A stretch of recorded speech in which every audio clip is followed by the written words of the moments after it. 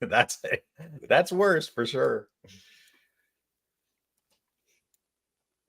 All right. Hello, everyone. Welcome to this episode of our podcast. And today we're talking about what SEO is and even a little bit about what it is. And I'm Paul, and I'll be your host today. And joining me is Ken and Ian. So let's jump into this topic.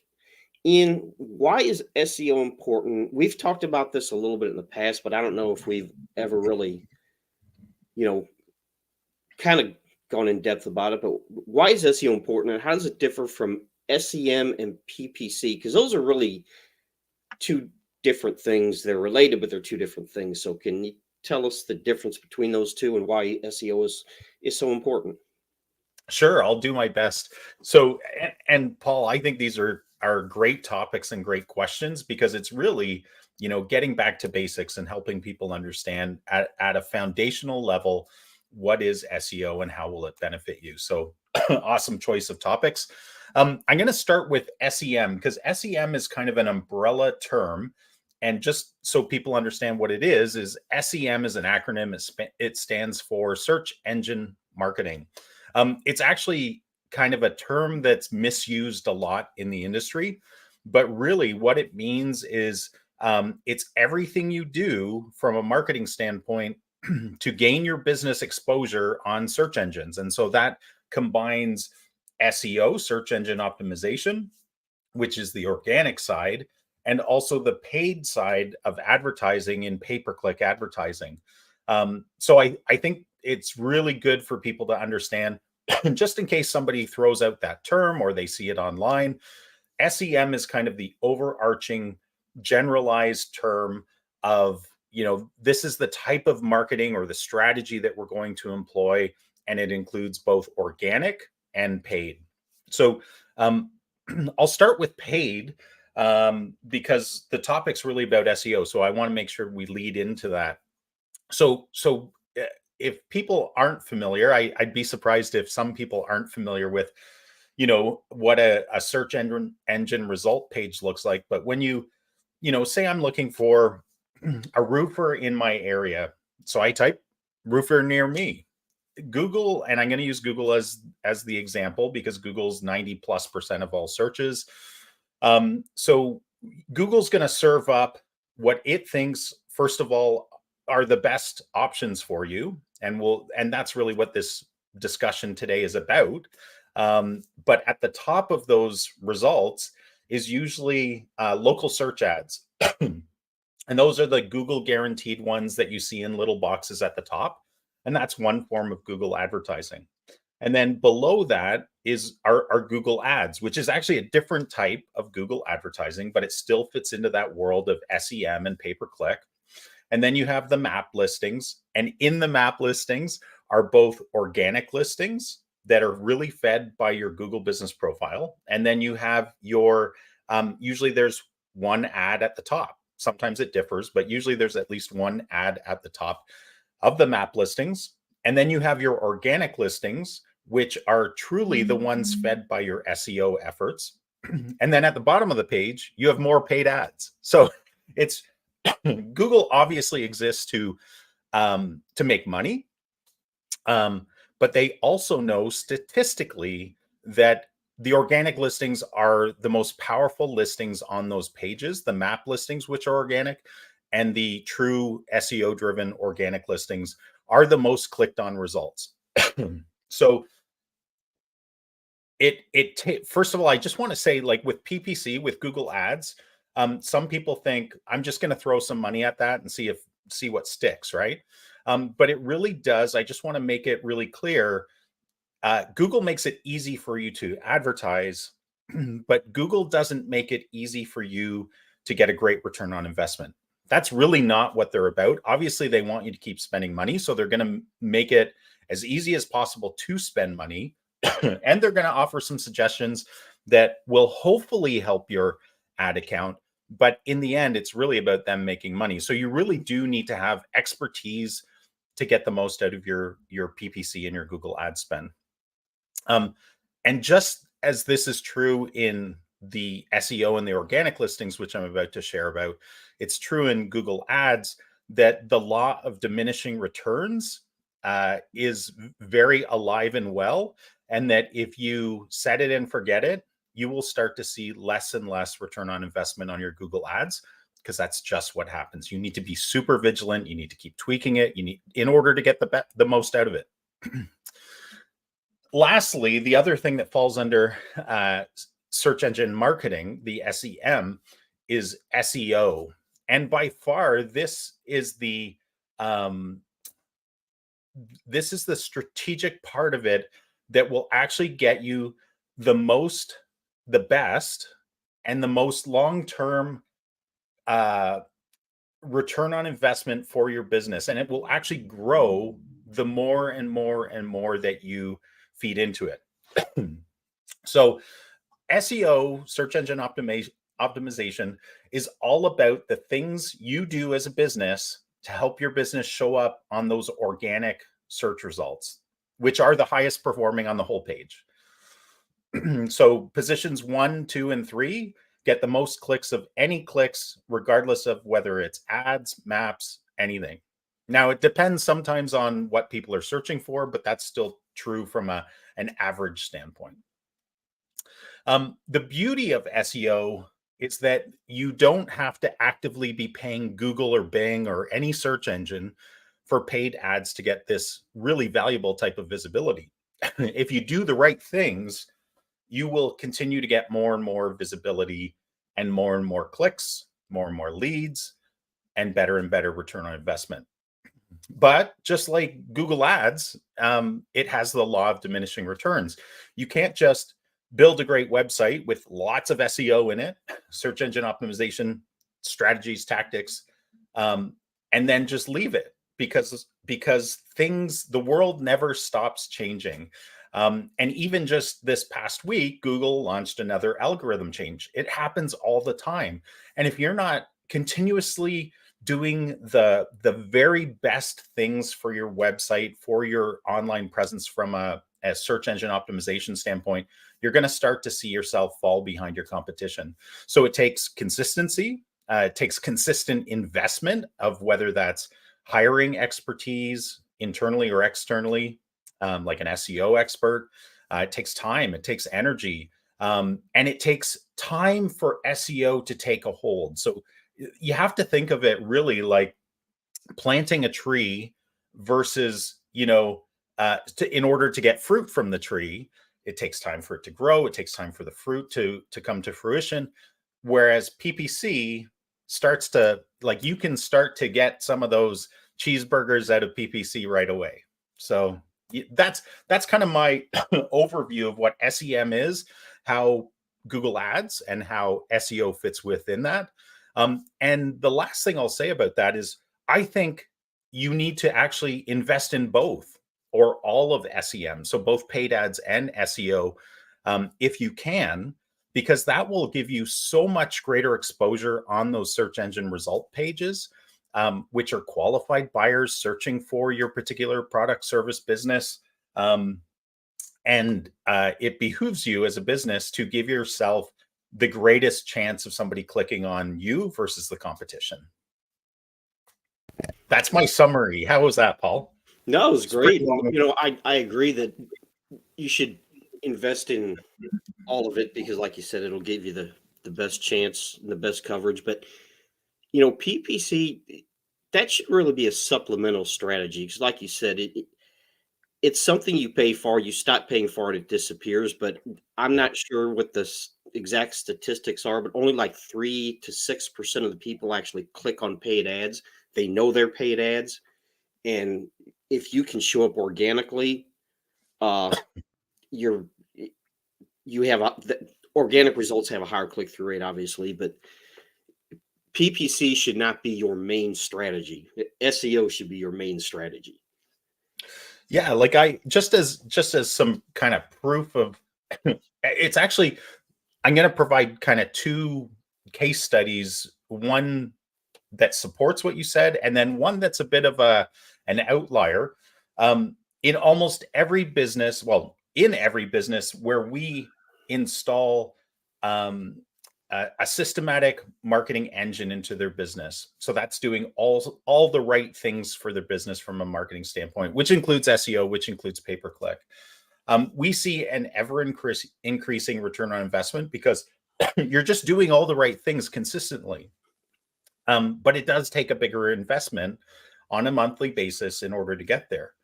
We have a small business we've been working with for a while. We did build out kind of a lower end website for them because they didn't have a lot of money to invest. But in that lower end website, um, it's packed full of great SEO elements. It's optimized to the hilt. In the past, they had us work on their Google business profile. Again, they stopped investing in some of the SEO stuff just because they're a seasonal business, and they shut down for the winter and then they never restarted the stuff up. What's interesting though is that we do their Google ads on a seasonal basis, and consistently we're seeing like a 29 times return on investment for them just from the Google ads. So they are benefiting from good SEO that was done for them in the past. But even just like if you're a small business and you're trying to get a foothold and you can't really invest in a really great website yet, you should still invest. Like you should save up your money, invest in a really great website that's SEO optimized. You should. But then if you can add on to that, even just some incremental paid ads on top of that, and as you get a return from those things, reinvest them back into your marketing. Like you can take your marketing to the next level if that's what you want for your business.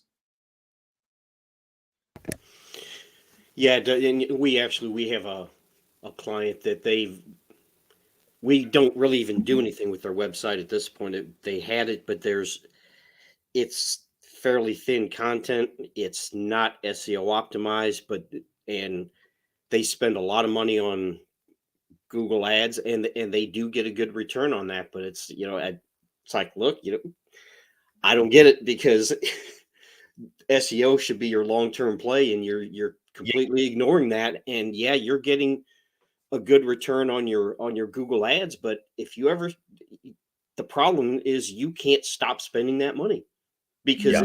it all goes away. Yeah. Well, and just in support of that, so there a recent article came out. We all knew this was happening. We just didn't know kind of what extent. Um, but we all know that since 2022, uh, Google Ads, and this is true in any ad platform, so don't think it's just Google Ads.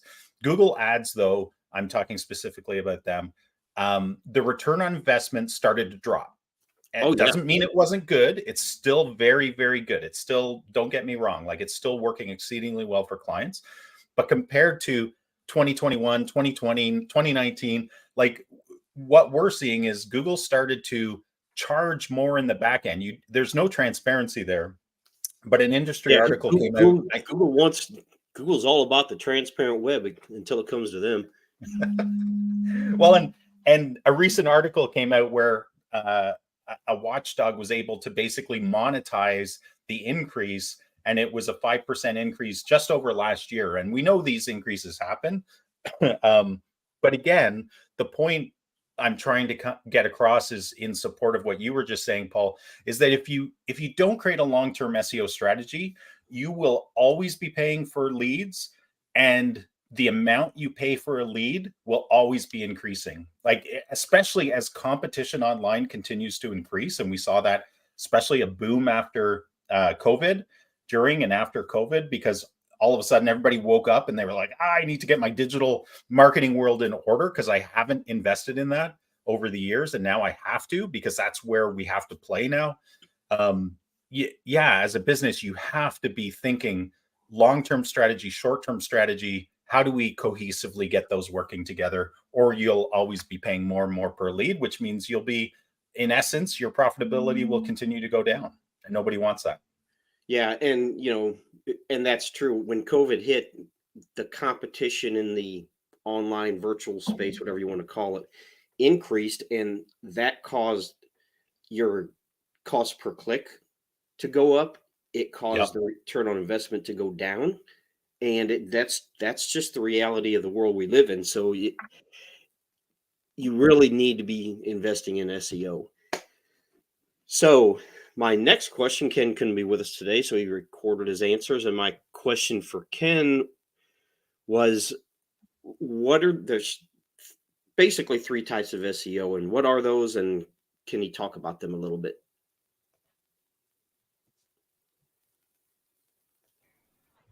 Okay, well, the three types of SEO really come down to technical SEO, uh, optimizing the technical aspects of a website, on page or on site SEO, which is really optimizing the content on a website for both users and search engines, and then off-site SEO, where you're really focused on um, things that that help you build expertise, authority, and trustworthiness from other websites. For example, links back to your website, citations from directories and sites like that. So with technical optimization, this is some stuff that I think a lot of people kind of skip over. And when you get that cheap SEO proposal that sounds too good to be true, and it is, by the way, they usually don't include the technical optimization aspects. So first thing is you just need to make sure your website's crawlable, and that it is being crawled on a regular basis. It's shocking to see how many websites aren't being crawled because of just silly little things that people did or didn't even know to do to make sure that the website's crawled. So you want to make sure that you address the URL structures, the navigation, internal linking. All of these things are really things that you need to do while you're working on your website. You got to have certain things that you are addressing from a technical perspective. The elements around the core web vitals, how fast does your website load, mobile friendliness, basic blocking and tackling things that, again, most people skip right over because they don't know to do it. And it takes time, and it can be a pain in the butt. For example, making sure that your image files aren't giant files. They need to be small, lightweight files. You don't need the same image resolution on a website that you do when you have printed material. And the mistake is most people don't even change the size of the photo when they upload it onto their website. And so it's a giant file, and it slows the speed of the website down. You have a bunch of extra unnecessary code or script that's running when you have your website up in individual pages. You miss the opportunity to work with structured data in the right way. Paul talked about this, I think, last week or so, about making sure that you're putting the right structured data on your website and doing that in the right way. Security. Are you addressing the security aspects of your website? Do you have pages on your website that are orphaned, that you can't get to navigationally? And I'm not talking about landing pages. Landing pages, you don't want those to be crawled, first of all. But if you have a page that you want to be crawled and indexed for search, you don't want it to be orphaned where you can't find a way to navigationally get to it, either from the menu structure, or from links on interior pages. So definitely take care of that. When it comes to content, this is the thing that I think most people sell when they talk about SEO, and it's a fraction of what's needed. Now, is it fundamental? Yeah, absolutely. It's the basic blocking and tackling stuff that needs to be done. And honestly, I've always looked at it as, if the search engines are crawling your website and they don't see that you've not done the basic content optimization things, why the heck would they trust you to return your content in search results over a competitor or several competitors who have paid attention to that and taken care of it? So what do I mean by this? Things like title tags, meta descriptions, making sure that you don't have a bunch of H1 tags, header tags. The primary header tag for your website, again, it's really common to see web pages that have multiple H1 tags. You should have only one H1 tag on your website. But making sure that you use the proper subheading, of H2s, H3s, whatnot. A lot of people just simply don't do that. They do it because they think it looks good on a website, the way it's laid out. But again, the way you set up your header tags is really important. Missing alt text on images. This is what tells the search engines what an image is. They know there's an image there. They don't know what it is. So you need to tell it. And it's also really important for web accessibility, is to make sure that you're using alt text.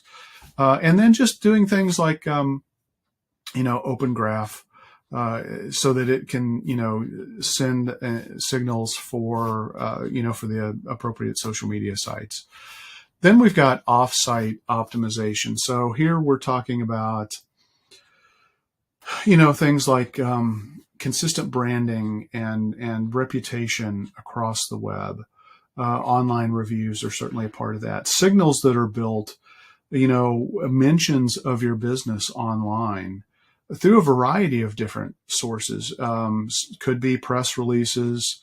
They're not going to send links to your website necessarily, but they do send signals. Google does say, this business was mentioned here, and it just adds to the relevance factor for your website. Social media certainly, is a great way to talk about and get people from social media onto your website. And again, sending a lot of signals. Directory listings. This is still such an important, critical thing. And again, it's a low-hanging fruit thing that so many businesses just misread it right out. And it's a cheap, easy thing to do. Sure, it has additive costs potentially, but depending on how you do it, but it's so critical. Making sure your information about your business, the name, address, phone number, first of all, is on key directories to build these citations, and that the information about your business is accurate. If there's a lot of bad data floating around out there about where your business is located, your business phone number, even the name of your business, that can become problematic. And so, again, it's just simple low-hanging fruit that a lot of people just skip right over. And so the other thing, just to kind of summarize this and kind of wrap this up, is your reviews and your reputation. Getting online reviews, having, a strong composite review rating, getting reviews from multiple sources, responding to reviews, getting a steady stream of reviews in this concept we call review velocity, where you're getting reviews on a regular basis.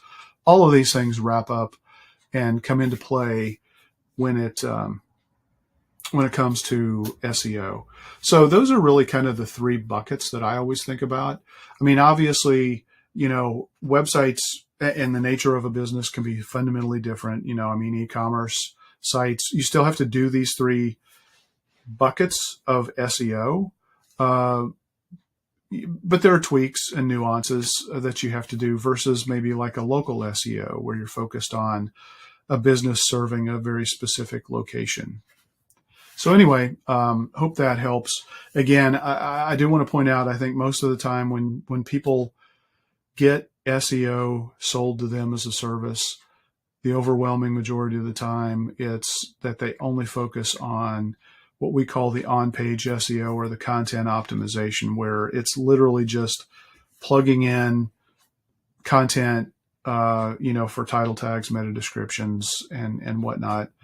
And without a whole lot of thought behind, first of all, is it the right content? Is it the content that the audience needs to see, that's going to be meaningful for them to help them solve their problem, but also useful to help demonstrate the authority of the business?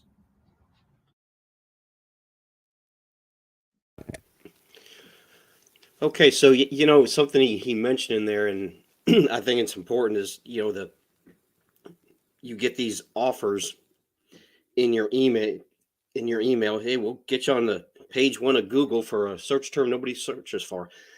They That's don't usually say what, that part, though, do they? yeah, they don't say that, but that's what it amounts to. And No. look at the email address it's coming from. If this is coming from a non-domain based email, and by that I mean a free email, Gmail, Microsoft Mail, whatever it's called these days, Yahoo, this is not a legitimate business, and you're going to get ripped off. And I think that happens a lot of times where people are leery of marketing agencies and SEO services because they've been burned. But it's like, okay, let's be honest. You got burned because somebody offered you something cheap and you got cheap, and it was not a legitimate business. Yeah. I have heard of people, we've talked about how we're sometimes marketing or SEO therapists. Um, I have had businesses approach me where they've been burned by very high cost Oh yeah, SEO. that definitely happens. But you're right. It's much more, you see it far more often at the low cost stuff, but occasionally you see it at the high cost stuff too. So you just got to be really careful about who you choose and ensure they're the right partner for you. Yeah, and I think we did a podcast a while back about how to hire a marketing agency, questions to ask, things to be aware of. Yeah. So Ian, this seems kind of fundamental, but it really isn't. Is how does SEO work? And in order to understand that, you have to kind of understand how do search engines work. So can you Sure. talk about that? Sure. And just so people understand, uh, I will give a high level of how this works, how the Google algorithm, the Bing algorithms work. We have observational science to tell us how they work, but nobody but Google or Bing knows how what the algorithm's actually doing, right? So, but if we take a step back and just say, hey, how do search engines work? Well, at the easiest to understand level, a website exists. They crawl the website. Google, we'll use Google as the example. You have a website. Google crawls your website. Google indexes the results, meaning the results of its crawling of your website are put into its database that its algorithm can access. The search engine then ranks the website within its database against a myriad of data points. And then there's this complex algorithm that does basically, think of it as a matchmaker, where somebody is doing a search. So I'm searching for a dentist near me. The Google algorithm knows where I am geographically if I have location turned on. And it will find me what it thinks are the very best search results for my search. And again, it's all based on the content from your website that Google has indexed, ranked, and matched with its algorithm. The search engine is then constantly monitoring what's happening. So it sent me to a website. The Google search engine sent me to a website, gave me some search results first. I clicked on one of the results. I went to the website. It then, if they have Google Analytics set up, Google then is monitoring, well, what's happening on that website? How many pages did Ian visit? How long is he on the website? How long is he on a particular page? Which pages am I paying attention to? And the reason Google cares about that kind of stuff is Google wants to know, was the search result that it served up that I clicked on, is that truly the best search result? And the only way it knows it is my engagement, my activity on that website. And then Google takes that information and it improves and tweaks the results. And if Google's constantly sending people to a website and they're bouncing off it, like they're not spending any time on it whatsoever, and this is generalized, right? There are some unique circumstances where that might not be true, but the lion's share of time, Google sees that as a negative because somebody's gone to a website that they sent them to, they bounce back, they're doing another search, right? They didn't find what they were looking for. And so that's in essence how search engines work.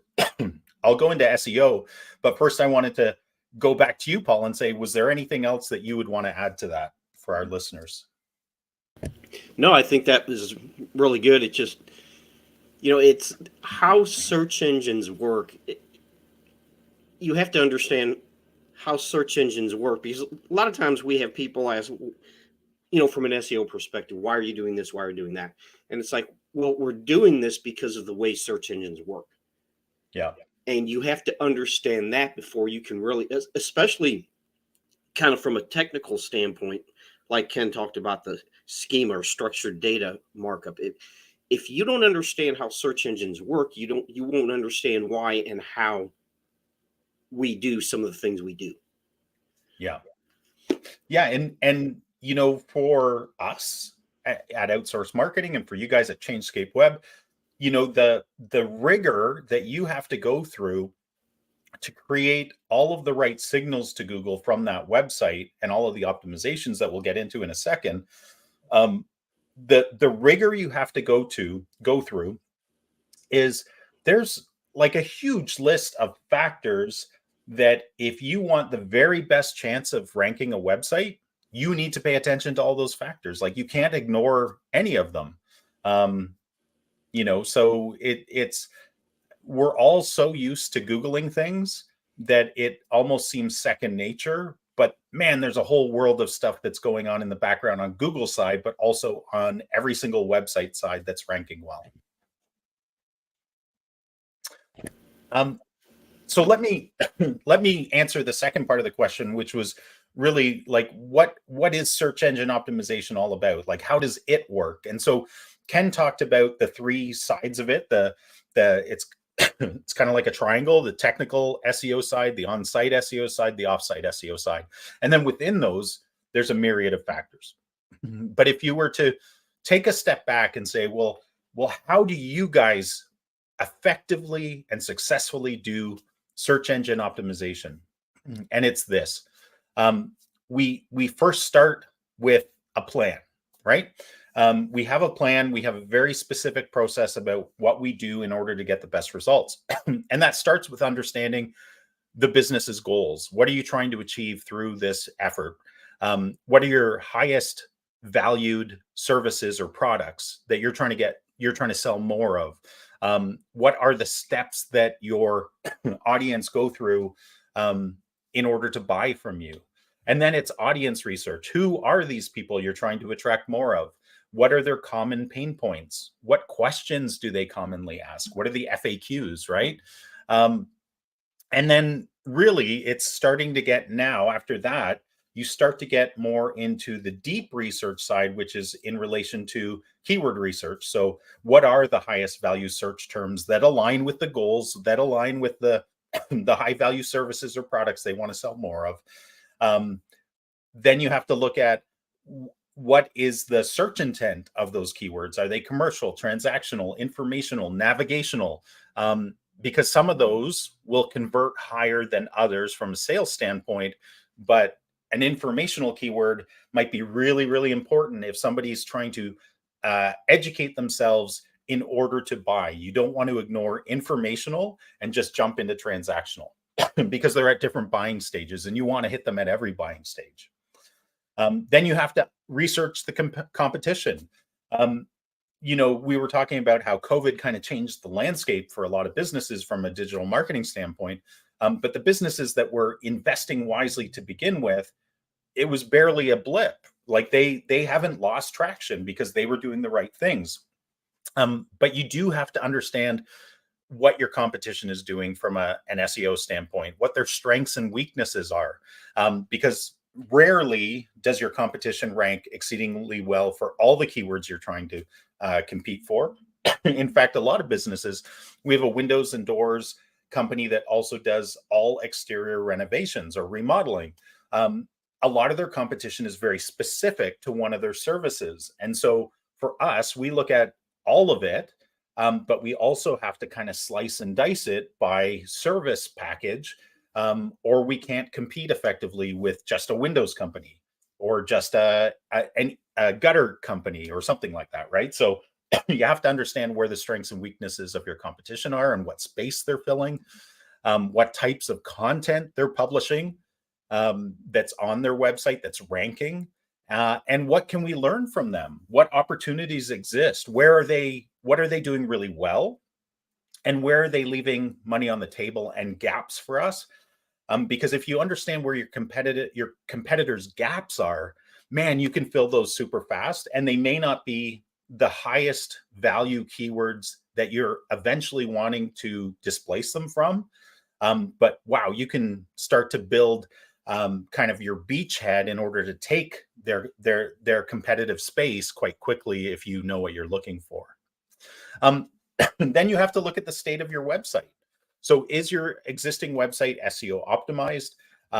Is Google Analytics installed, right? Are you tracking it? A lot of businesses that come to us for SEO help, they have no historical data whatsoever because either Google Analytics was never installed or it was installed once and then it got broken, and maybe they did a website update and the script got broken, or the tag, and then they can, there's no data.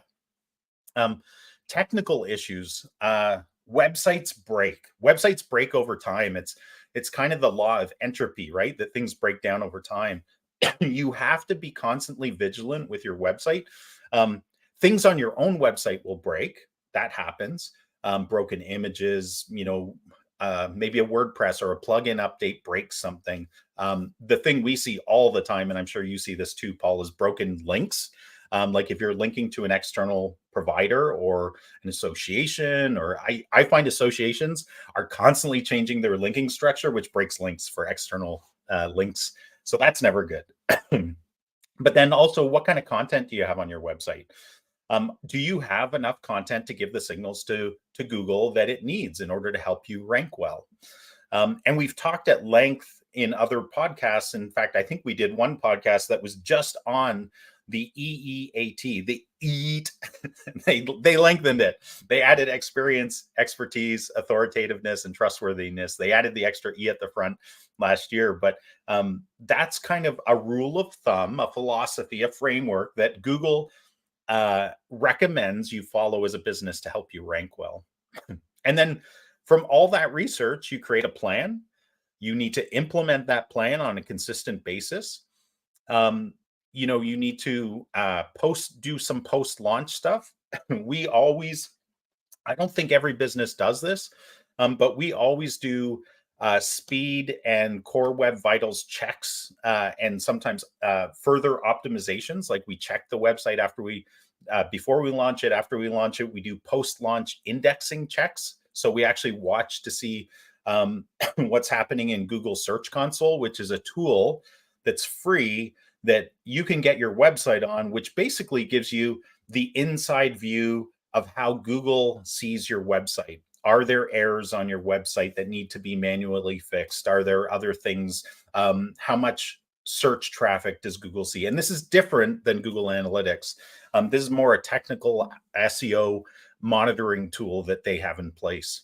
And then really it's about, to do SEO well, you have to monitor, you have to report, you have to optimize continuously, and you have to be creating content, good, valuable content that's driven and informed by the keyword research that you did at the beginning and the keyword research that you continuously do, because it never stops. People's search patterns change over time. And but that I hope that kind of simplifies or gives you understanding of the process to our listeners.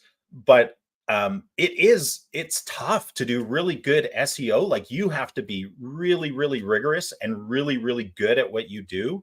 And if you skip some of those foundational steps, and I'm going to say like research seems to be the one step, research and planning and competitive intelligence seems to be the three big things that I see a lack of in the industry, because there's a lot of people that can do parts of SEO that don't have the tools, the experience, the expertise, or even the desire to do some of these deeper things. Because obviously the deeper you get into this, the more time and energy it costs for the investment from the SEO company side, and thereby it raises the cost. But you have to think about it as a business that this is an investment. I'm investing in this in order to give my business greater visibility, grow my leads, and grow my business ultimately, and my profitability of my business.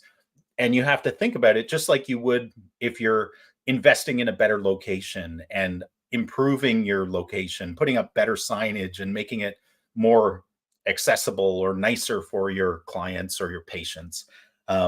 You really have to look at it as a long-term investment, and it will pay off. Like the data that we see every single month when we're doing it for clients, it's massive. SEO by far, even for clients where they might have a really, really aggressive Google ads budget or some other ads budget, we just see over time, organic leads always keeps growing, growing, growing, growing.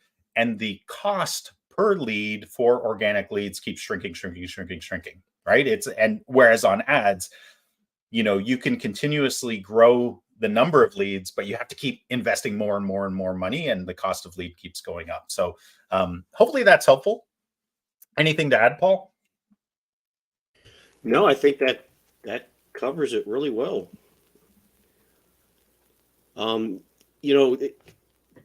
Like I said, it's kind of a complicated thing, and you have to understand how search engines work before you can understand why we do some of the things we do from an SEO perspective. And yeah, I Ken just shared some really good technical stuff too, right? right. And so leads us into the next question, and we hear this all the time. And hosting is really important when it comes to SEO, more so than people realize. So my question for him, we hear this all the time, is why do I need to pay like for premium hosting, as we call it? I've had this $7 a month plan for years, and what's wrong with that? Why is that a problem? So here's his answer. Okay, let's talk about web hosting and its impact on search engine optimization. We hear it all the time. People, they want to go cheap with their website hosting platform. And I think that that's really short-sighted. If you're trying to rank for search, you need to think about having a quality hosting plan. There are a lot of bells and whistles that can be added that the typical business owner just is not going to have a clue about. So don't think cheap when you're thinking about website hosting. There are a lot of cheap hosts. The downside is that a lot of the cheap hosts, well, they're cheap because they're sharing resources across a bunch of different businesses. You have no idea what that other business or set of businesses being hosted on the same server as you might be doing, and that can cause some problems. So if they're doing spammy emails and they get blacklisted, that has repercussions potentially on your website. So I think it's really important, people, that you need to spend money on your website hosting. I mean, this is like the infrastructure that your website is built upon. And so it has repercussions on how fast your site loads, the security, the overall performance. Is your website up? The overwhelming majority of the time, no website is going to be up 100% of the time, but you need to have a website hosting system that lets you know when there is downtime, and they're going to address it to get it back up as quickly as possible. Sometimes you want to think about, it really just depends. There's no necessarily right way. It could be an easier way to do this or not. Sometimes you have your email hosted where your website is hosted with the same provider. Not critical, in my opinion. The way you manage your email records and your hosting records is important. We recommend to keep that with your domain registrar because we think that's just easier. But, having things like FTP access. If you're building a WordPress website and you're using WordPress, our strong recommendation is use only a provider that specializes in WordPress hosting. They know what they're doing. They've optimized their hosting experience and their hosting platform around only working with WordPress websites. They don't try to be everything to everybody. Making sure that they provide security and an SSL certificate is included. I mean, it drives me nuts to see a lot of times with your cheap hosting, you wind up having to buy extra for security features or for backup features. There are a lot of additive costs that you may not realize, but you better have your website backed up. What happens if your website's hacked? How is it going to be restored? Is there a plan for that with your hosting, with your web hosting? Page load speeds are critical. How fast is your site going to load? Does your hosting plan provide features that are going to increase the speed? How do you know how fast your website loads? I like to go do a quick check of a tool like GT Metrics and put that in there and see how fast your site's loading. You definitely need to think about that, because one of the things that, happened 2 years ago or so is that Google shifted to Core Web Vitals. And so it's really important to make sure that your website loads and addresses those elements through its hosting plan as efficiently as possible. And if you have a website that's not well designed from the Core Web Vitals perspective, your hosting plan isn't solid and doesn't address that, you're going to run into a lot of issues, and you're going to see your SEO drop. Security. So, Google wants to see every website with an SSL certificate. That's an indication that your website has a level of security behind it. But you want to make sure that you're not allowing people to put spammy information on your website or load or add a bunch of content onto your website. Because again, first of all, it's malicious. It could cause damage and problems to your website. It might make it crash. But also it could just add a lot of bloat and crap to it. Making sure that your website hosting plan does updates of the core WordPress software and your theme and your plugins on a regular basis. I think that's critical. Using a content delivery network so that your content can be delivered where, as fast as possible based on where the user's specific location is. And so using what's called a CDN, a content delivery network, gives you the ability to have your content delivered from servers, in the fastest way possible. A cheap website host doesn't give you those capabilities. So you definitely want to check out, different website hosts. We have only, as a matter of fact, honestly, there are only really 3 WordPress website hosting platforms that we will work with. We'll work with others, but we have a surcharge because the quality of support and the response time of support, with cheap website hosts, is horrible. And it costs us a lot of extra money if and when there's a problem, and there will be a problem. I mean, these things aren't perfect. So you just stop. You don't just go with a cheap website host.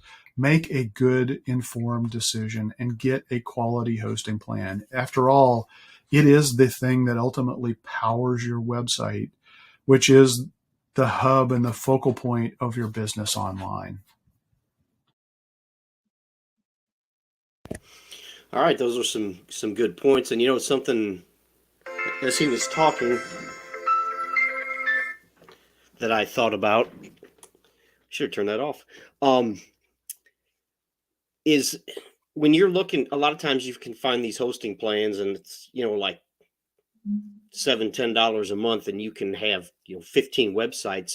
And what no one ever looks at is bandwidth and storage capacity. And if say you're a photographer or you have an image heavy website, that storage capacity is really important. You might be able to put 15 websites on there, but you have X amount of storage capacity. And if you exceed that, you have a problem. Well, you can't exceed it. They just won't let you upload anything anymore. Yeah, I think this is such an interesting discussion, Paul, because it's I don't even know what a good analogy of this is. I was trying to think of one while Ken was talking, because it would be helpful for me when I'm talking to prospective clients or even existing clients who have hung on to their old hosting plans for some reason. But we now, like, the way we work is any new website build, we include the hosting for the first year, because we really believe strongly they have to move their website to a new hosting platform. And the one we've hand selected over the years is the very best we've been able to find. Just like you guys work with 3, we work with 2 basically. But we prefer one, and the reason is that it is rock solid.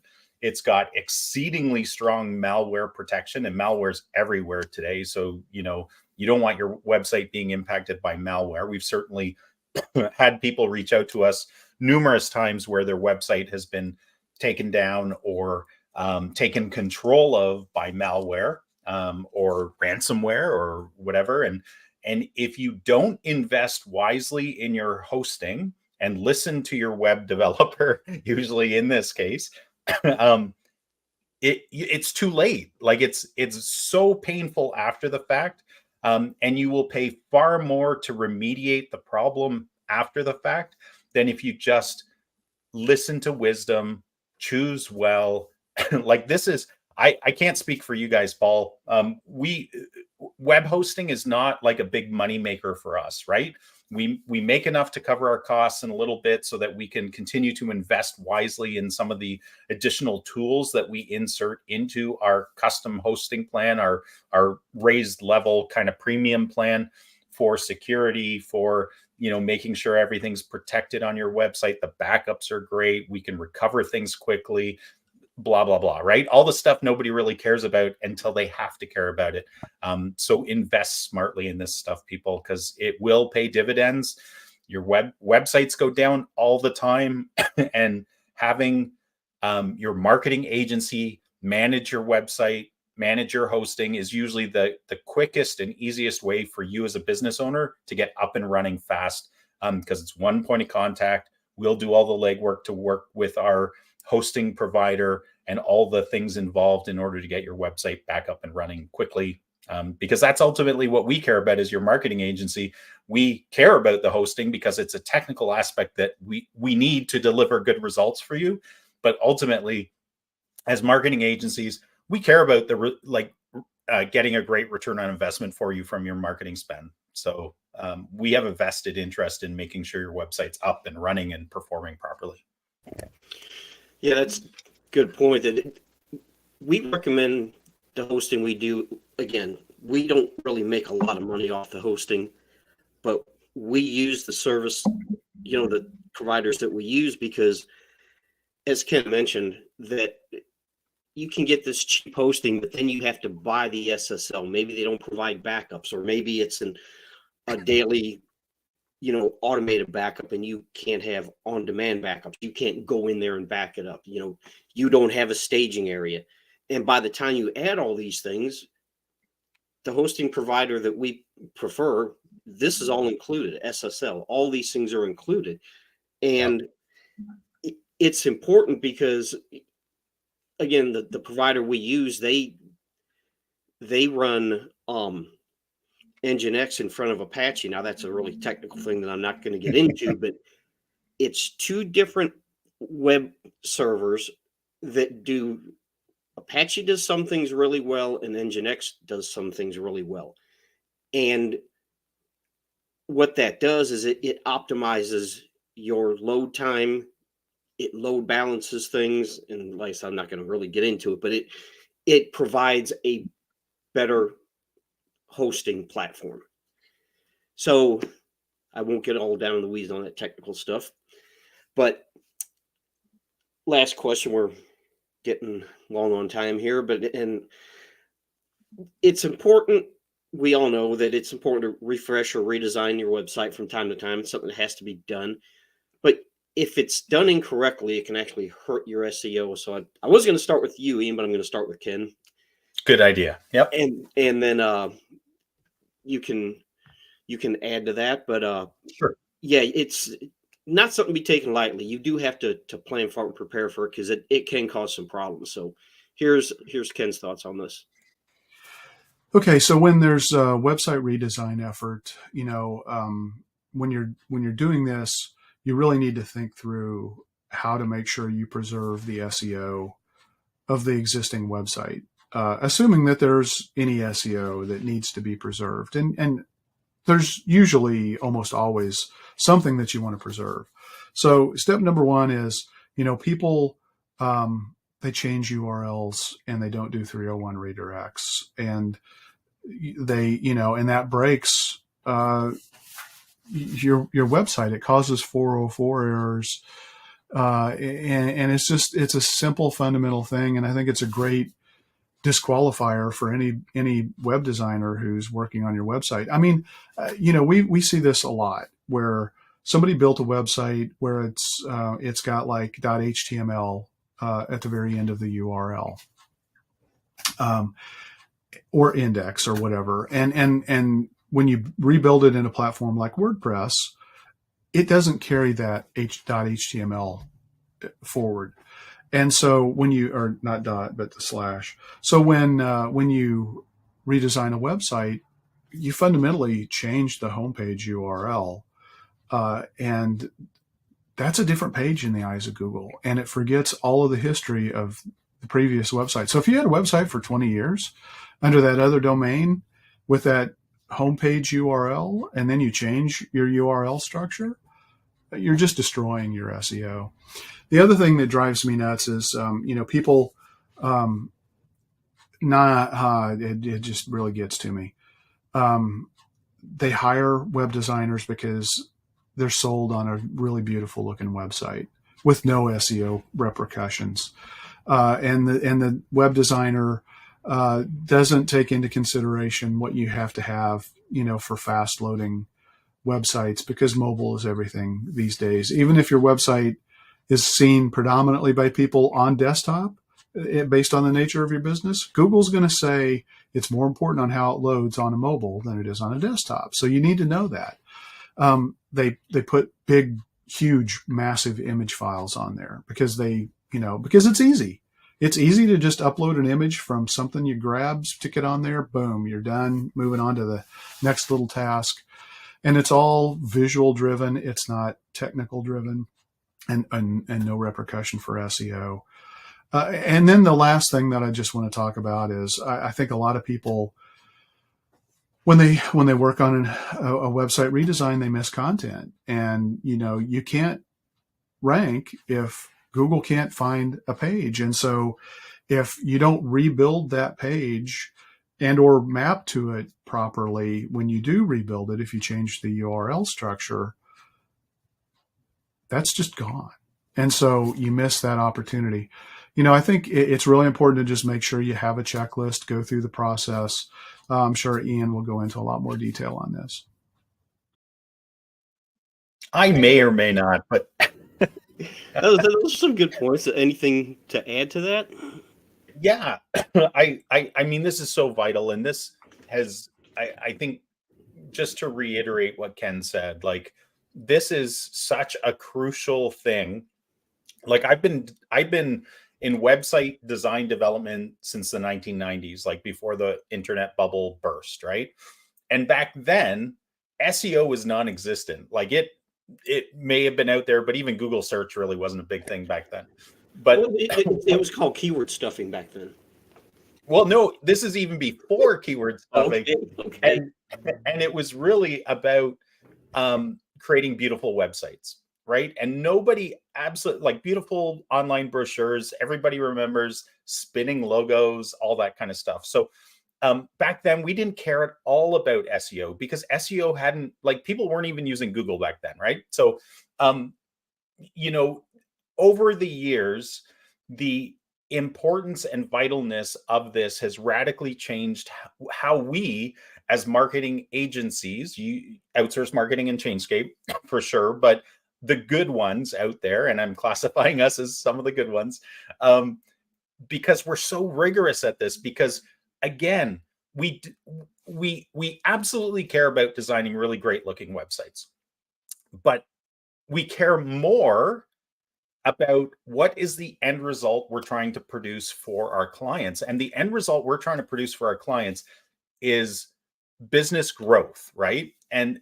or whatever they tell us their business goals are. But I would say 99% of the time, clients say we need more leads, we need more retention, we need more revenue, right? Those are the big three. And so the website is critical for that because that's how people find you. It's one of the it's the pivotal hub of everything you do from a digital marketing standpoint. And just what Ken was saying, if you radically change the infrastructure of your website, so the links, the titles, everything, right? Like, you're just causing a whole bunch of mixed signals, broken signals to Google, which is where the lion's share of your visitors are going to come from. So the rigor that we do as an agency now, compared to 8 years ago, is far more exhaustive because we map out. So just to give people an idea of the process, yes, we use checklists. Yes, we maintain the URL, the linking structure and link naming structure of your website. We're often trying to improve that, but we're really careful when we do that. So we run an audit before we actually start even the website build. We create a spreadsheet of what are all the existing pages on a website. What keywords are they trying to rank for? What are their metadata, their meta descriptions, all of that kind of stuff, their SEO title. Because what we want to make sure of is that when we create the new website, that we're not creating negative changes, that we're only creating positive changes in the eyes of Google from a signal standpoint. So does it take us more work? Absolutely. Is it painful from our side? Absolutely. But it pays dividends for our clients because ultimately they're going to have a beautiful website. Like, we only create beautiful websites. And I don't mean like works of art websites. I mean websites that reflect your brand well, that attract and guide people into your business and into your message so that you can appropriately be positioned to outposition your competition. And I think from a business standpoint, that's the mix that you need. But then after post launch, I talked a little bit about that from an SEO perspective, but from a technical perspective, after post launch, we're running audits again on the website because we need to make sure, like, hey, when we redesign this website, did we break anything? Is there anything that could potentially harm this website in the eyes of Google?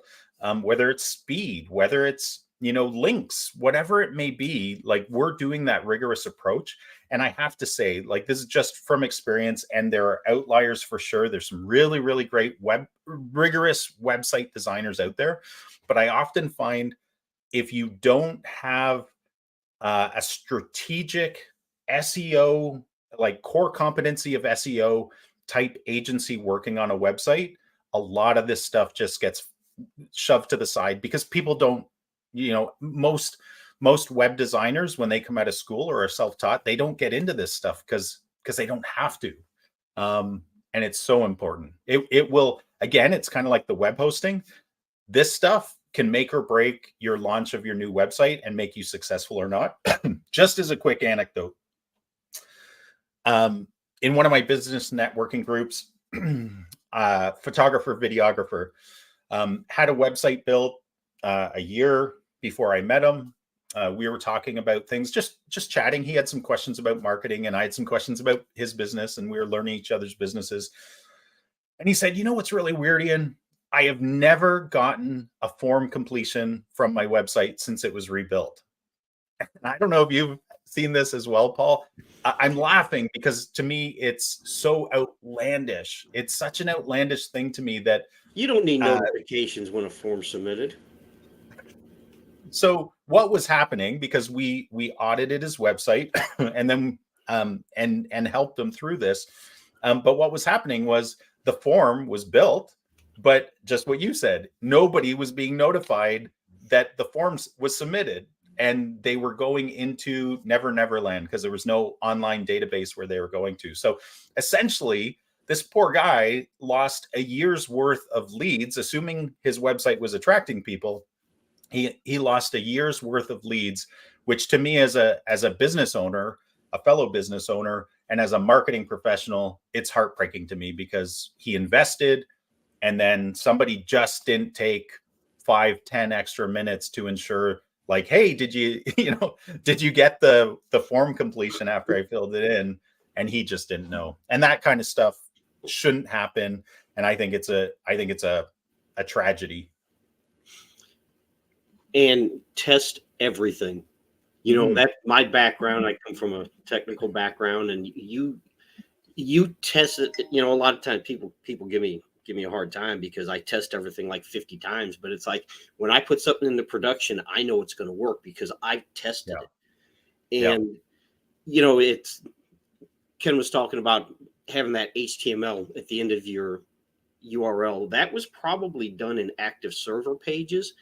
And if you have that, it is probably 15 years past time to redesign your website.